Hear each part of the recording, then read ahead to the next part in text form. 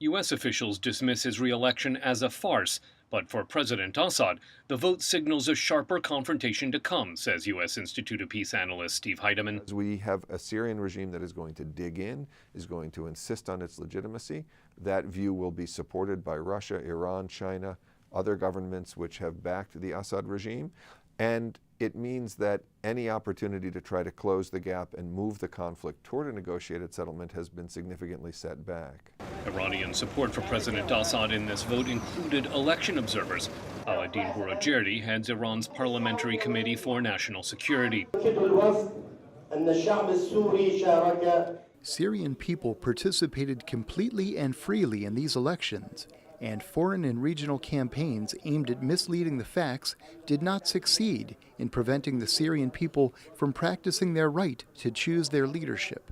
The vote helps Iran to broaden its regional standing, says former U.S. Ambassador Adam Early. That's why Iran is active in Syria, because it is a defensive move in order to keep their ally in power so their opponents don't, but it also maximizes Iranian influence. A stronger President Assad is partly the result of what former U.S. Ambassador to Syria Robert Ford calls a failed U.S. policy. We need, and we have long needed, to help moderates in the Syrian opposition with both weapons and other non-lethal assistance. Had we done that a couple of years ago, had we ramped it up, frankly, the al-Qaida groups that have been winning adherents would have been unable to compete with the moderates.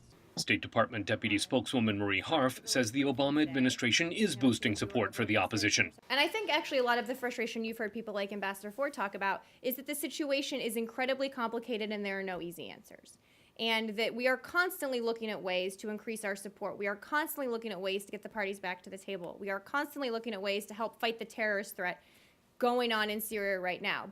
But Heidemann says getting President Assad, with his new electoral mandate, back to the negotiating table is far harder without a credible military threat. If the regime feels that it has won militarily, if it feels that its survival is now assured, if because of Iranian support and Russian support and the participation of Hezbollah, it no longer views the opposition as a threat, then its incentives to negotiate disappear.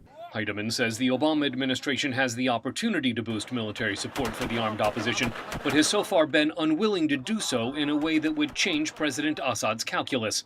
Scott Stearns, VOA News at the State Department.